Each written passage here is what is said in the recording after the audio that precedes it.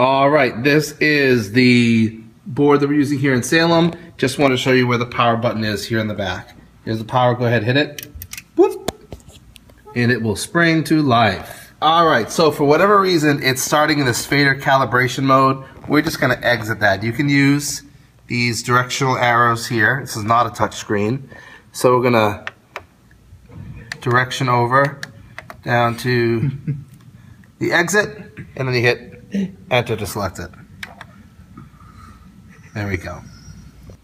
This is the Yamaha Ls9, and it works in a pretty similar way to the way the PreSonus and other digital boards work, where you have your fader strips and individual channels, and then you want to select the channel, and then you can adjust certain things about it.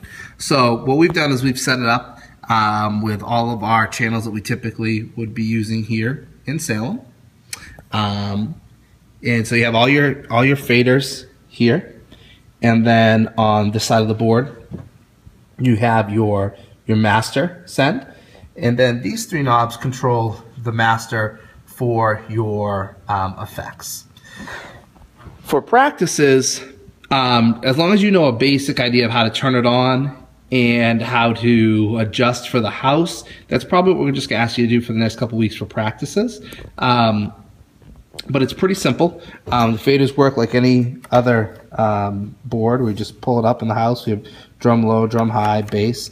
The thing to know is it has this button called on. Instead of a mute button, it has an on button. So when you want to have that channel activated, you turn it on, and then you'll be able to hear it.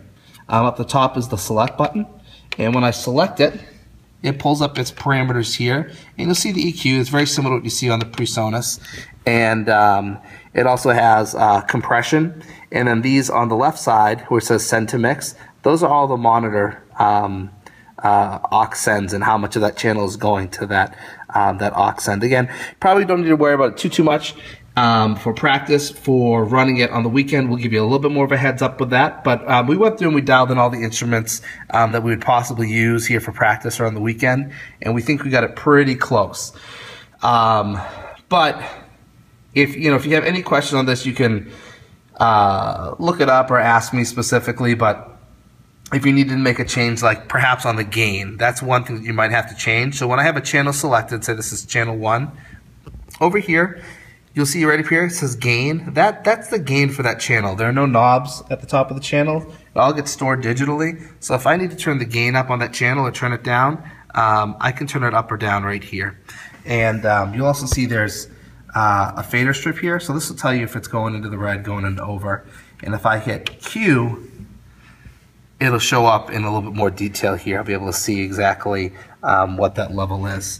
So that's pretty much the heads up I want to give you. When you're all done, you can turn it off in the back. You just turn the power knob off in the back. Like I said, these are your effects.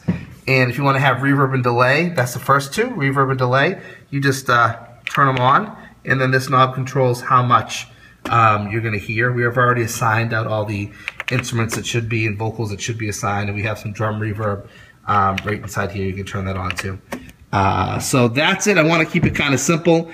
Any other questions, go ahead and let me know. And should be good, guys. Thanks.